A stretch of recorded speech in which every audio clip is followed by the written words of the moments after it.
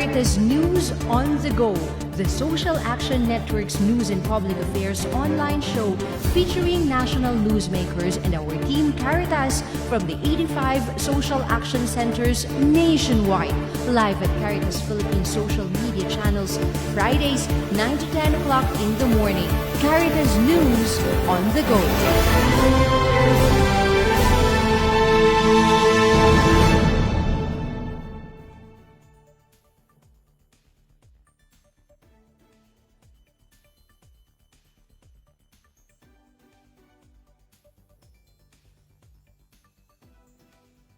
Isang napakagandang umaga po sa inyong lahat. Welcome dito sa panibagong episode natin sa Caritas News on the Go. Ako po si Shane Ray Henderson and we are here live sa Diocese of Butuan sa Agusan del Sur.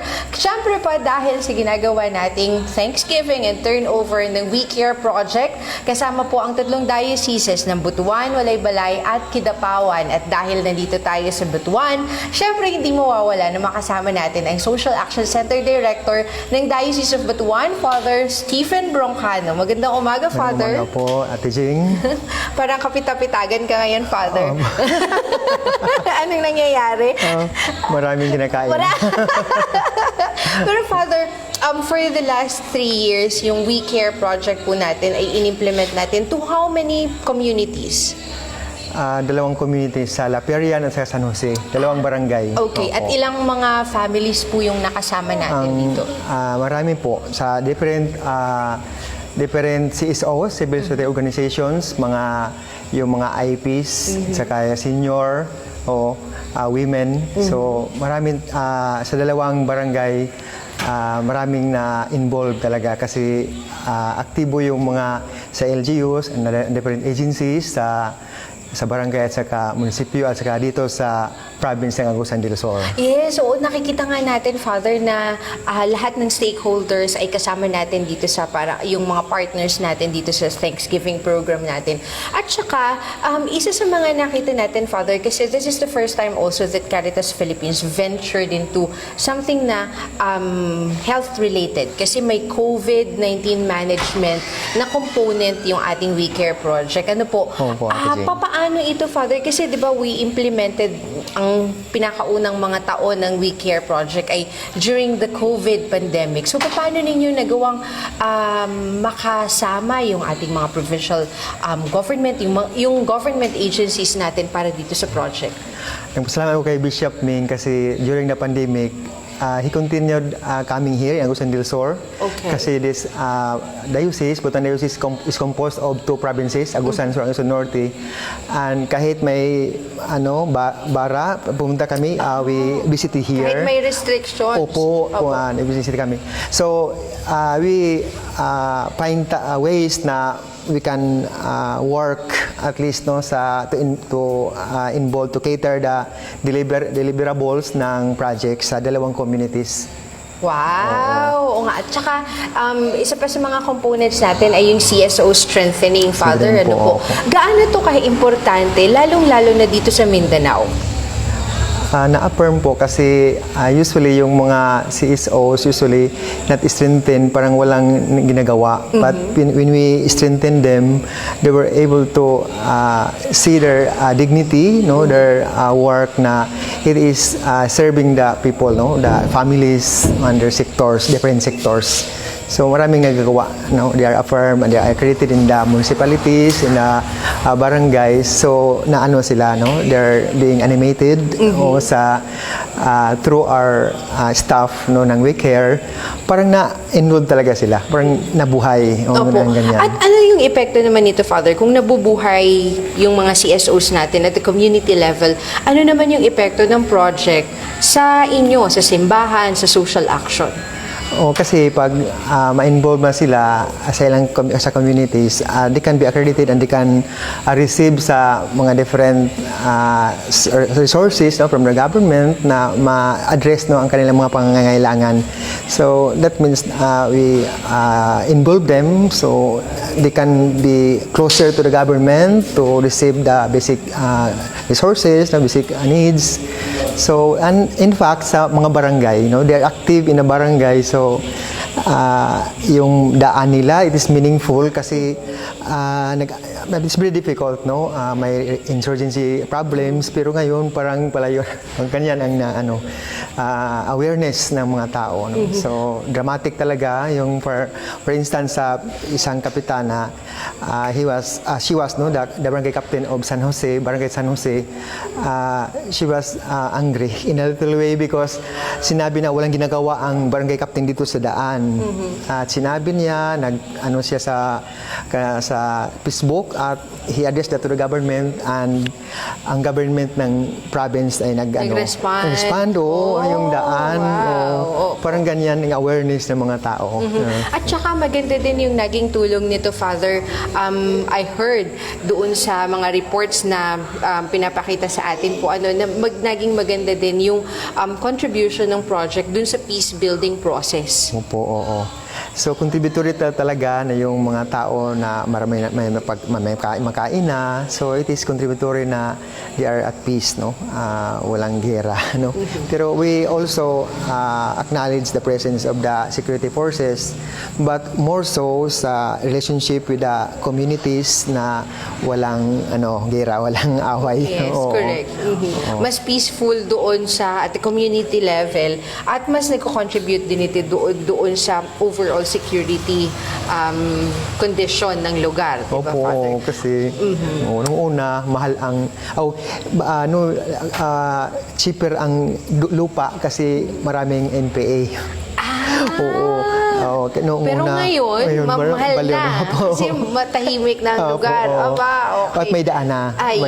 Yes. So, ibig sabihin may impact talaga not only as a family level or community level, kundi pati yung economic, socio-political, peace and order, and even yung ecological protection natin, Father, kasi part din ito nung components ng project.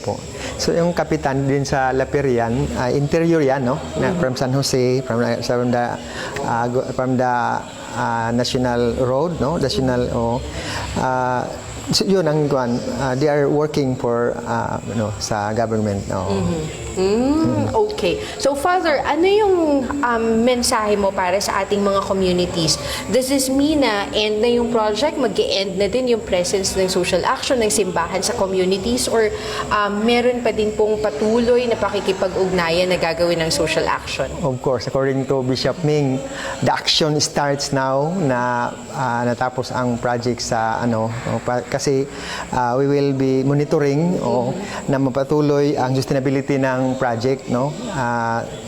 We are thankful sa Caritas Philippines, no, at saka sa ACID, CE, sa simbahan, no, sa pagtulong kasi in our diocese yung mga project ibigay sa small parish, at yung mga small parish binigay ang project doon sa small chapel or remote, yung mga poor, malayong lugar na ang daan maputik talaga. Nung una yung mga far-flung areas natin, geographically isolated areas. So we are we bring light and love and goodness sa kanila, and I am hopeful na it will continue shining, no, the light in their respective families, different barangays also. So we are hopeful na this little lights, no, na spread, it will radiate continually in small acts of kindness, no, goodness, spreading goodness, love, no, to others, especially to the far-flung areas, no, peripheries, according to Pope Francis. No? Yeah, correct. At saka gusto din natin pong kunin ang pagkakataon na ito para magpasalamat din sa Diocese of Butuan doon sa napakagandang implementation din ng Caritas Kindness Station dito sa Butuan when we were really struggling fighting against the COVID-19 pandemic. So again, Father Stephen, maraming salamat po sa inyo. Salamat po, Ate Jane, for coming here, no, sa team ng Caritas Philippines. Siyempre, hindi namin ito palalampasin, Father. At saka gusto din namin makita kayo, yung team mo sa Social Action Center ng Butuan. So, thank you very much. Nakasama po natin ang Diocesan Social Action Center ng Diocese of Butuan, Father Stephen Broncano. Magbabalik po ang Caritas News on the Go.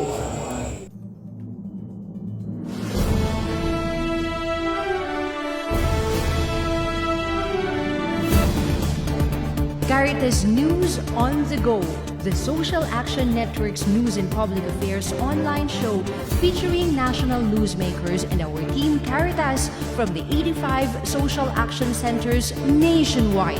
Live at Caritas Philippines social media channels, Fridays 9 to 10 o'clock in the morning. Caritas News on the Go.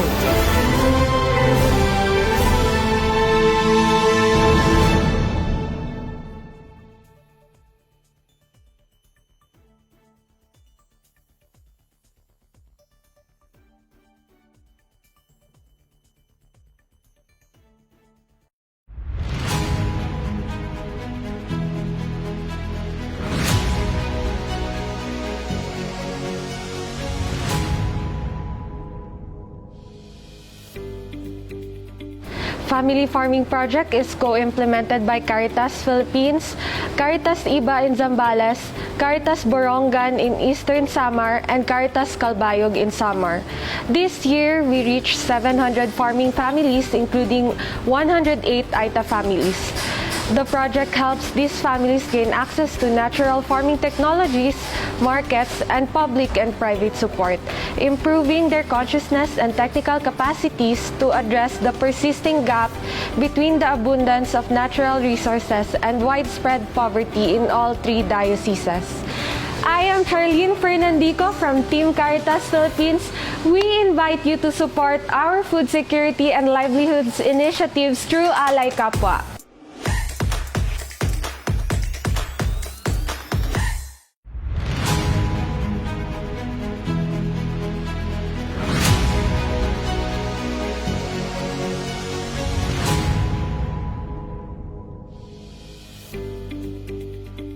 The Alay Kapwa Community Schooling is a program of Caritas Philippines in partnership with Unilab Foundation, Center for Integrated STEM, Diocese of Novaliches, and Magna Anima Teachers College. Our main goal is to provide education, employment, and skills trainings to our out-of-school youth. We aim to give them a better future with this program. Currently, we have 95 students, 48 junior high school, and 49 senior high school. I am Benjamin Custodio of Team Caritas Philippines. We are inviting you to support out-of-school youth through Alay Kapwa Community Schooling.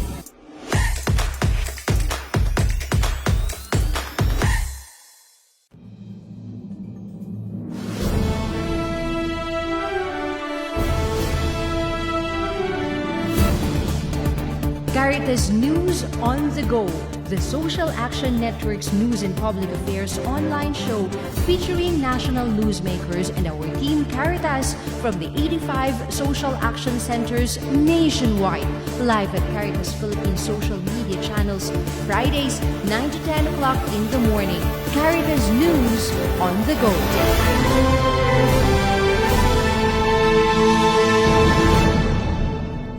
Aside kay Father Stephen Broncano ng Diocese of Butuan, makakasama din natin dito sa ating programa para sa kanilang mga insights tungkol sa We Care Project ang Social Action Center ng Diocese of Malaybalay, si Father Elry Corquia at syempre pa si Father Alvin Ron ng Diocese of Kidapawan. Kasama din natin of course walang iba kundi ang ating country representative ng Caritas Española, si David Munoz, dito sa ating programa, ang Caritas News on the Go. So unang-una, I thank We Care Project because through this project, nandito kami ngayon. No? Representatives from the different CSOs in Barangay Kabuling and Kalagangan, nandito sila, including also their punong barangay. So this is to make them aware na dapat tumulong tayo. In our diocese, of course, I try my best together with the supervision or leadership of our Bishop, Manuel Pedrigosa, and with the rest of the parish priests in the diocese. We try our best to do programs or projects na ma-aware yung mga tao that they really need to help they really need to help. We need to help.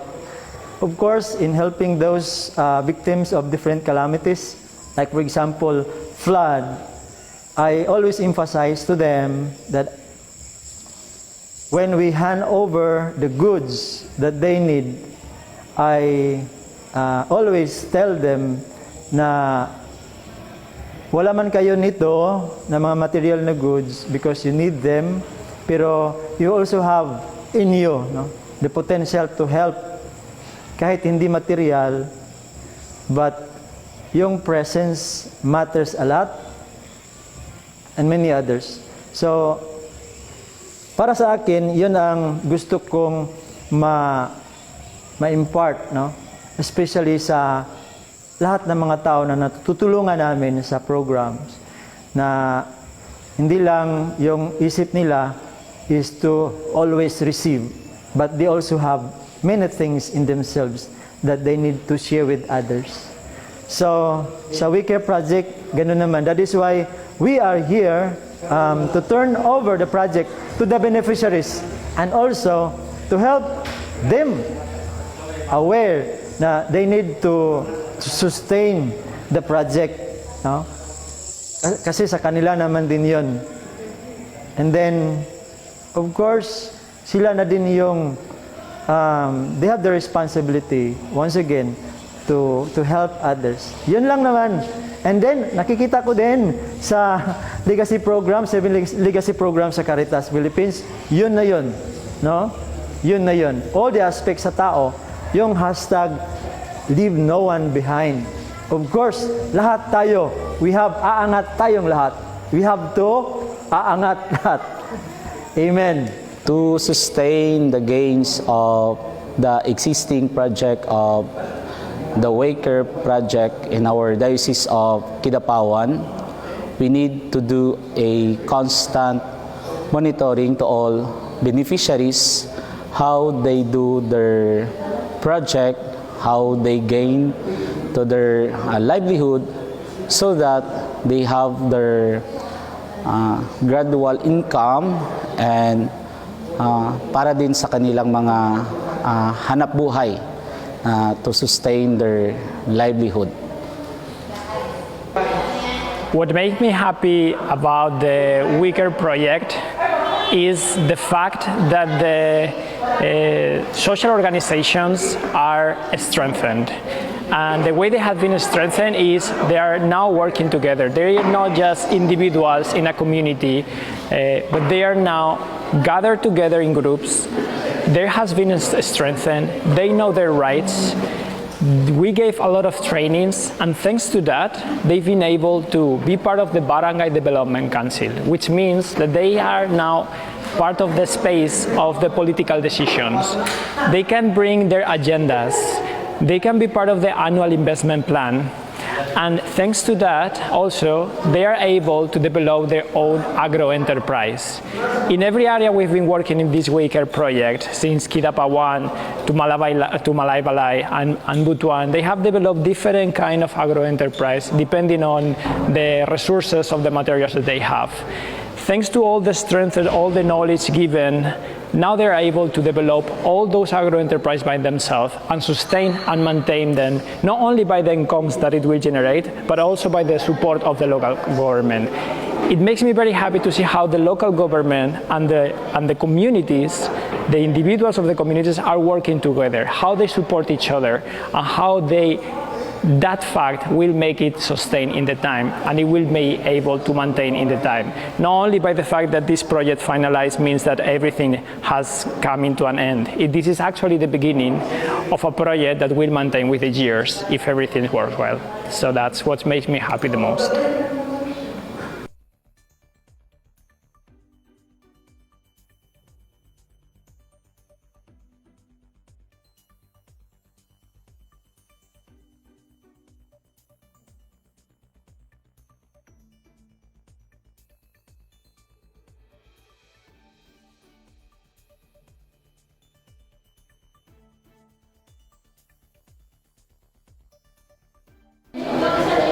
We would like to congratulate lahat ng ating mga participants na kung saan ay naging matagumpay ang ating programa na We Care program.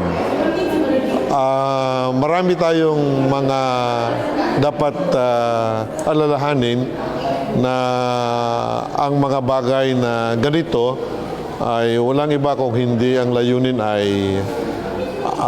matulungan ang ating kapwa at higit sa lahat ay magkaroon sila ng sense of responsibility sa pagtugon sa mga problema ng ating lipunan. Maliban dyan, itong We Care program, ang layunin din is to empower each one of us para magkaroon tayo ng potensyal na makatulong upang masagot natin ang problema natin on poverty at on hunger.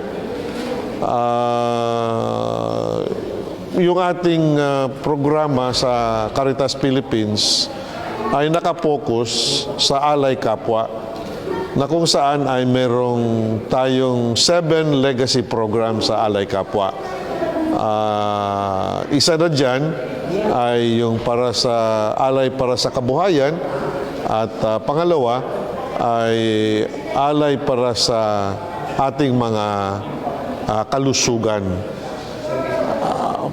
Kasama na rin dyan yung importanteng programa natin ngayon, lalong-lalo na sa panawagan ng ating Santo Papa na alagaan yung ating kalikasan, meron din tayong Alay para sa kalikasan.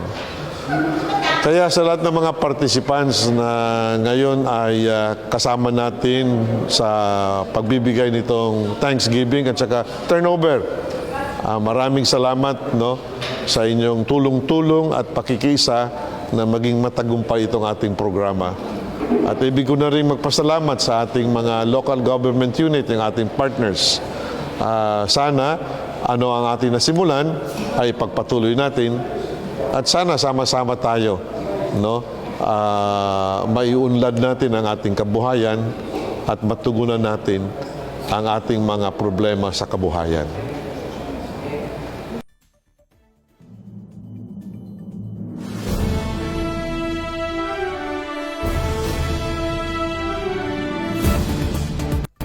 Caritas News on the Go, the Social Action Network's news and public affairs online show featuring national newsmakers and our team Caritas from the 85 social action centers nationwide. Live at Caritas Philippines social media channels, Fridays 9 to 10 o'clock in the morning. Caritas News on the Go.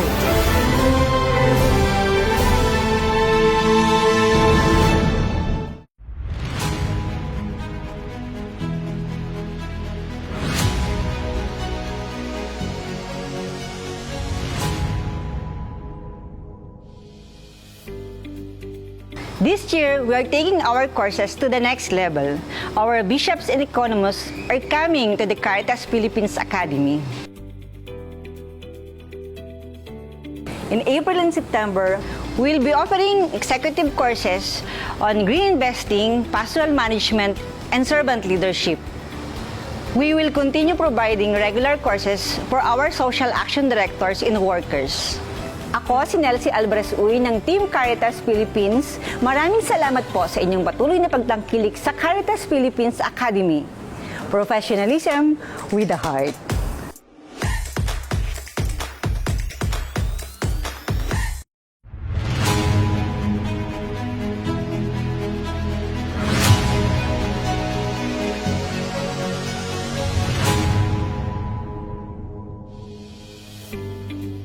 Ang programa ng Alay Kapwa Community Justice Schooling and Peace is ng a program of Caritas Philippines in partnership with Unilab Foundation, Center for Integrated STEM, Diocese of Novaliches, and Magna Anima Teachers College. Our main goal is to provide...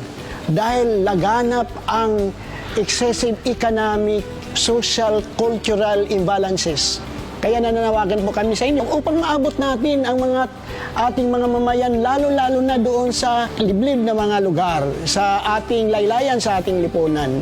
Gusto natin sila ay maabot upang mabago ang kanilang pagtingin at sila ay maengganyo to strengthen their moral and social responsibility upang sila makatulong sa ating pagbabago. Ako si Idil Guyano mula sa Team Caritas Philippines. Naway tuloy-tuloy ang inyong tulong upang magampanan namin ang aming layunin. Salamat at mabuhay kayo!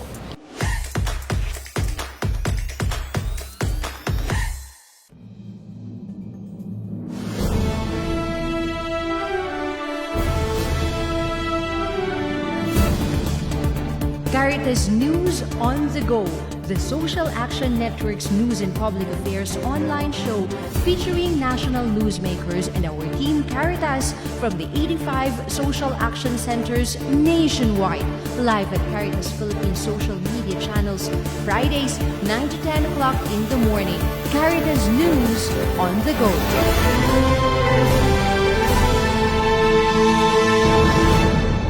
Sa loob ng 3 taon, nakasama po natin sa implementasyon ng We Care Project ang iba't ibang ang 6 na mga community sa 3 mga probinsya ng Agusan del Sur, ng Bukidnon at ng North Cotabato. At sa loob ng 3 taon na yon, napakadami ng ating mga accomplishments at mga gains, mga triumphs na kasama natin yung ating mga communities. At ito ang gusto nating ipakita sa inyo sa pamamagitan ng isang full video documentary na ginawa ng Caritas Philippines kasama na ang We Care team para sa inyong lahat. Panoorin po natin ito. In 2021, Caritas Philippines and Caritas Spain partnered to empower marginalized rural communities in Mindanao with funding support from the Spanish Agency for Development Cooperation. The We Care project began its implementation when we were grappling against the COVID-19 pandemic. Its goal was to develop the resilience of more than 20,000 Filipinos from the provinces of Agusan del Sur, Bukidnon, and North Cotabato. Through the project, resilient socio-economic development and peace initiatives were sustained and strengthened to counter conflict, disaster, the COVID pandemic, and poverty. Specifically, We Care aimed to strengthen civil society participation in local governance, recognize the roles of women, enhance community-based disaster risk reduction plans, promote sustainable agriculture for food and health security, and support peace-building initiatives. By addressing these issues, We Care hoped to contribute to the prevention and response to the COVID-19 pandemic and ensure the resilience of the 3 rural communities in Mindanao. We Care has 4 components: civil society strengthening and women empowerment, peace building, COVID-19 management and disaster risk reduction, and agriculture and livelihood. To achieve positive change in the communities, We Care adopted a rights-based approach to reduce vulnerability to the distressing effects of the COVID pandemic, climate crisis, disasters, and community social conflicts by first empowering communities and CSOs to engage in local governance and assert their basic sectoral rights. Second, by building capacity to manage conflict situations, increase emergency preparedness, and implement health protocols. Third, by providing early warning systems, safety support tools, infrastructures, and feasible plans for disaster response and risk reduction management. And fourth, by reinforcing community-based resilient support systems that can help rural households increase their income through sustainable agricultural production, access to credit, and effective market management. And fourth, by reinforcing community-based resilient support systems that can help rural households increase their income through sustainable agricultural production, access to credit, and effective market engagement. When rural households have the means to increase their incomes, We Care believed that they will be able to recover from public health hazards, disasters, and violent conflicts better. We Care's strategy is to strengthen the rights holders. These are the farmers, indigenous peoples, and women and duty bearers, local government units, and line agencies to ensure better protection and adaptation to changing environmental and health conditions. This included significant attention to preventing and responding to COVID-19 infections. WeCare aims to enhance the participation of women and other marginalized sectors in local governance, protect their rights, and promote their development. This was achieved by capacitating civil society organizations and by raising awareness about gender development, human rights, social justice, and the rule of law. Isip usa ka mentor, daghan kay kog natun-an aning kanang proyekto sa pagdala tinuod man nga daghan kay mga feedbacking nga imong madungog sa imong isip ka membro, pero tungod pud sa pagpakalikon lang yun sa kaugalingon nga idasig lang ang imong mga membro aron bisan pag kinaunsa dili sila mawala kay ang pagsalig sa usa ka membro na sa imong nga mentor mo bisan og unsa man ka badlong usahay ang mga membro tungod sa mentor dapat taas kag pasensya maura gyud ang usa ka mentor na kinahanglan gyud makagunit og taas nga pasensya kay kung mawutdan kag pasensya bungkag ang imong grupo. Galing tungod kay usa ka inahan so napay anak nimo magsamog-samog imong unahon gyud ang imong anak imong comfort kaya bisag nilak na imo lang gyud siya permi alalayan aron dili lang gyud siya mo absent. No, so ingon anak niya kung sa isip usab ka kuan kanang pastor na napoy membro nga nagkinahanglan nimo kinahanglan nga tagaan pud nimo siya og kanang time so set aside nimo so lahira kayo niya sa asosasyon pud nga may parehas ngon ani nga naipahina so matagan pud nimo siya og panahon para balance siya ba nga kanang dili maguba imong church, imong anak ko, dili ko mo mabunaran, kanya ang asosasyon mo na maka-kuhan po sila, kanang naapod ka nga, ang ikinahanglan din ang imong presensya as a member, nagid ka sa organization na dapat ipagay. Ako, bago pa mangyod ko nga na president sa Women's Youth, na-experience na ako sa unang panahon, mingaw pagyod kaayo, kay niagi mangyod ta og mga linog, pandemic, niagi gyud mingaw, murag mawala na gyud, pero thank God gyud kay niabot si WeCare diha gyud murag kung sakwan pa karaan namang gyud ang amo ang women's diri sa Bulatukan pero tungod sa pag-abot ni WeCare na refresh ma'am ba yung bang nabalik ang kasigla sa mga kababayan na at karon ma'am sa kwan namo sa women's karon ma'am sa monthly meeting lang po na kahambog na po namo ma'am moabot na gyud mig tag 100 mi kabuok nga naga-meeting ma'am.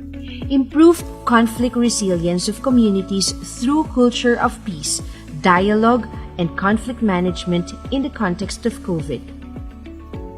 Sa una nga panahon, wala gid ing ani nga nahitabo dito sa mga. Kung panahon maghusay mi sa mga problema, adya lang mi sa mga daplin-daplin.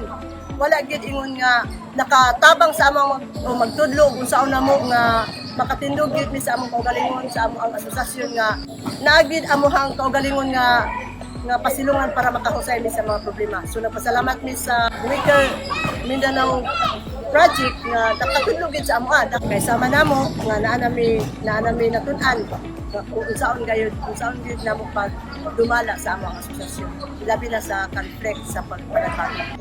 Malipay ko nga naka-attend mi og nagkalain-laing trainings ug seminar nga ilang gipahigayon labi na sa peace building capacity nga makatabang sa pahapsay no or pagkuan sa mga problema nga kanang ang matag-usa na agyud ni kalinaw sa among barangay then ang mga trainings pud nga among nakuan usab ana apoy kalabutan about sa leadership sa among pagpangutungdanan unsa ang kuan role nimo as a leader sa maong komunidad. increased capacities of local government units and organizations to manage COVID crisis and disaster risk preparedness of rural communities through proper risk assessment and strengthening of community capacities and protocols for COVID and disaster management. Kung mahimo lang unta, dili lang unta ni primero, dili po unta katapusan, base hindi ay sa sunod pa nga tuig, mag-extend pa sila o pa sila akong project nga mahatag pa diri sa amo ang barangay. Dili lang diri sa barangay sa Kalagangan, kung dili mahimo laki punta kandi sa uban pa mga barangay kay dili raman ang amo ang barangay mo musugotag sa dili din sa Bukidnon diri sa mga barangay daghan pa lang mga barangay nga ninginhanglan sa yung tabang. Naaga po yung mga training and seminars nga gikandak sa Wicker Mindanao. So mo po siya nga ang mga katawan sa kapulin mo na nagkaka-improve o nana sila ibalo sa pagdipinsa sa mga kakulian o mga baha nga mabot sa among barangay.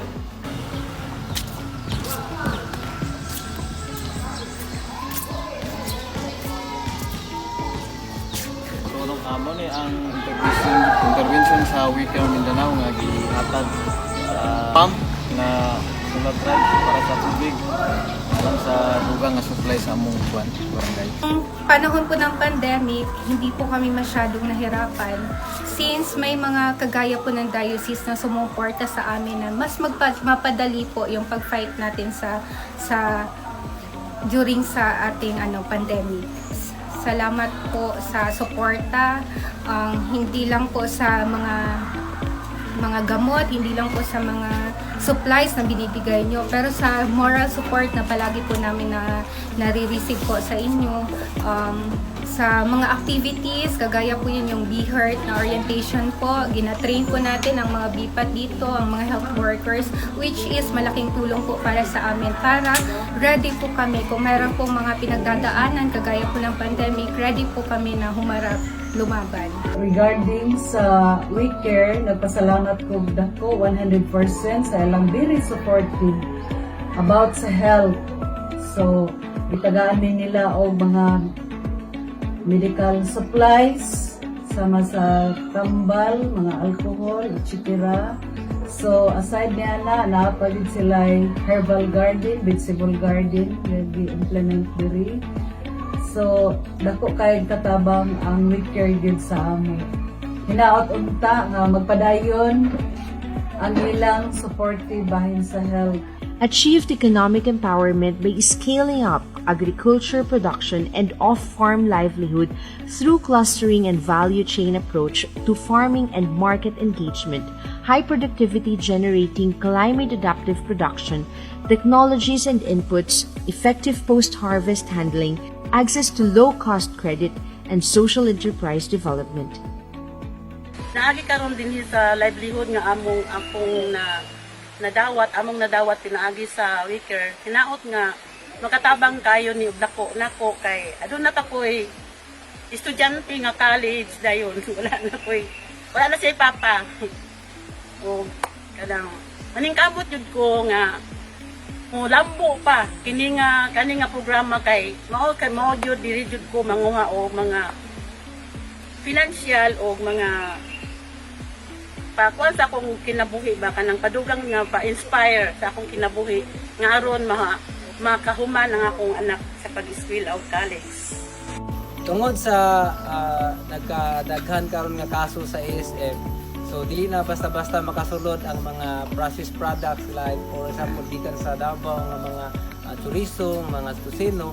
So gi-grab an opportunity sa Indangan Provincial nga mag-engage into meat processing para maka-avail ang mga local community diri sa Indangan. Ang gipangandoy man gyud sa tao diri ang makatabang gyud sa unang-una sa gaan pod sa paningabuhi sa tao. Sa manggod nga produkto din hiya, sekondary nga produkto ang abaka. Unya kay siyempre sa kalayo sa kining stripping machine, minus kay stripping machine diri oning nangandoy mi nga asosasyon nangandoy mi nga makamugna unta og stripping machine. Padako kay na magpasalamat nga niabot po ning Wicker. Gitagaan mi og kahayag sa among pangandoy. Palitapos, siyempre kami pod sa inyong pagtapos kami pod mao po'y among pagsugod. Mapasalamaton kay ko ug dako nga pinagi sa WeCare project. Nakamove na og Women's Association dinhi sa muang barangay sa Kabulig. So, ako mapasalamaton kayo kay tungod sa mga programa. Nanay kalingawan ang mga nanay isi sideline sa ilang mga pangita. Sa una, sa RIC pa mi ang among kwarta, 15,000 rato. Sa nadawat na mo ang siliran sa Caritas, nga ilang gihatag sa amo. Ang among kwarta karon nag-abot nag 34,000 ang kwarta sa siliran. Sa pag-abot sa siliran, naganhi ang Caritas Philippines o amo na silang gipasalamatan kay dako gyud kayo ang among benepisyo sa ila o kining Caritas Espanyola nga Caritas nga mga gwapo kay di sila kada gani diri abi kay namo kanang murag mga artista bibo kay biya pagani nila diri kay so tingala gyud ang mga kauban nga taga Bukid kay mga gwapo kay sila daghang kay kuan ani sila nagkaway-kaway pag-abot nagay among mga picture of amo pong gipasalamatan ang cooperation sa Espanyola o ilabi na sa WeCare of Mindanao sa Malaybalay dioceses Action Center o sila gyud ang nakatabang sa among organisasyon nga naglampo gyud sa una pangalata mo yung tipo open kami nagsimulan so katabang din sa WeCare katagaan ni Kidapawan para dili mga lata para maluto din siya hindi mga lata kalo sa una ini sa WeCare na naagi ni sa project na matabangan mga katabangan sa salamat.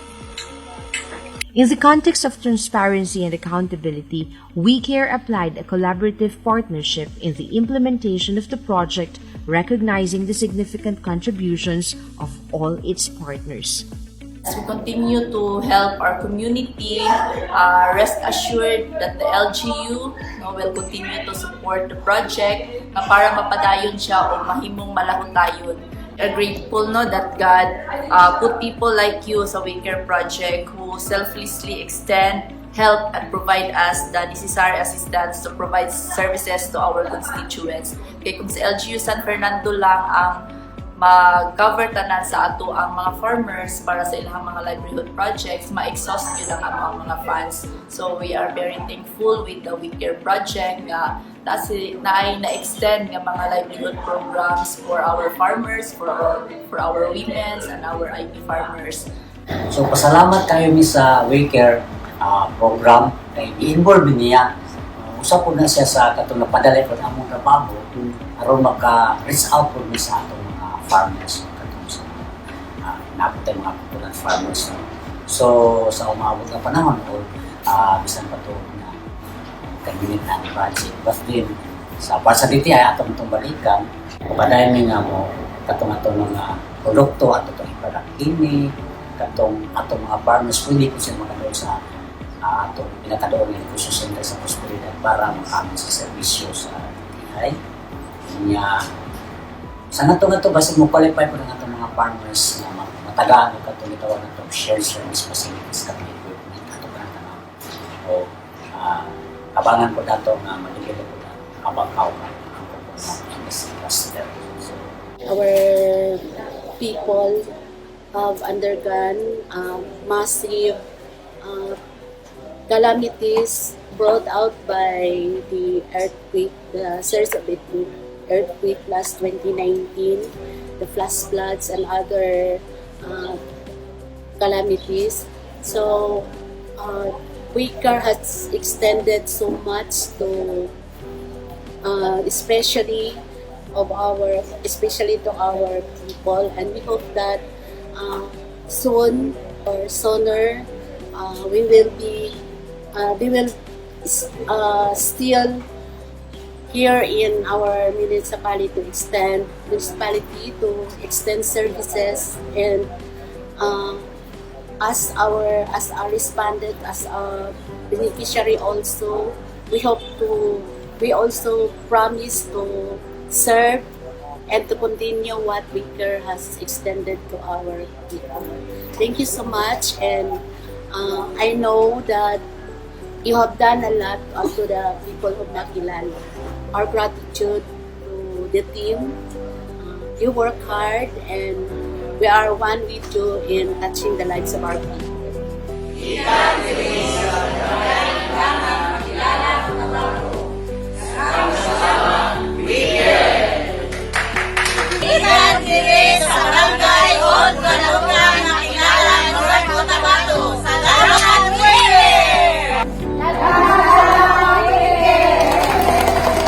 Salamat, Wicker!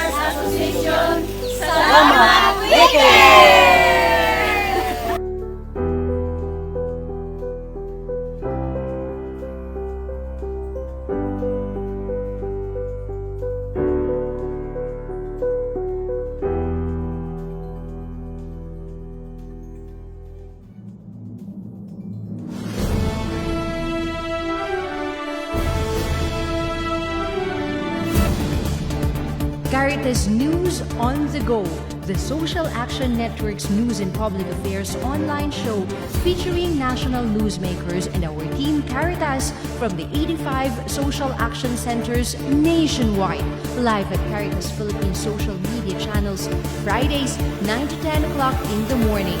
Caritas News on the Go.